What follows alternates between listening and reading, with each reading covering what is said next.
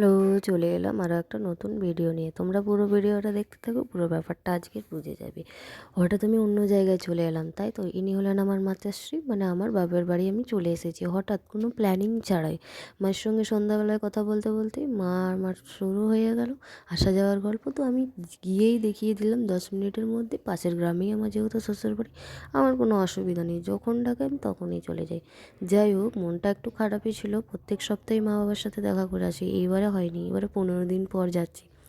যাই হোক, মা আমাকে খাওয়াবে বলে ডেকেছিল, কিন্তু ভাবতে পারিনি মা আমাকে এত বড় বাঁশ দিয়ে দেবে, মানে আমাকেই রান্না করে খাওয়াতে হবে। সব নিজে করে রেখেছি, কিন্তু আমাকে দায়িত্ব দিয়ে দিয়েছি এইগুলো আমাকে করে দেখাতে হবে। ওই যে একটা ভালো তরফ করে না যে আমি খুব ভালো রান্না করি, ব্যাপারটা সেটা নয়, একটু করে খাওয়াতে হবে। যাই হোক, করে খাইয়ে দিলাম ব্যাপারটা, কারণ মায়ের তো একটু রেস্ট নেওয়া দরকার, করে খাওয়াতেও কোনো অসুবিধা নেই।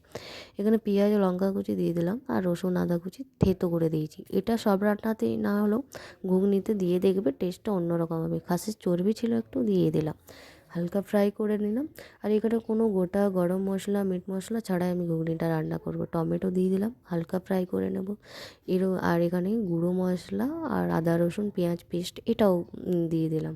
বেশ হালকা করে ভেজে পড়ে যতক্ষণ না তেল উঠছে, তত ছাড়ছে আর কি, ততক্ষণ না দাঁড়িয়ে থাকো, অপেক্ষা করে যাও। সেই জন্য আমি কলাইটা দিয়ে দিলাম।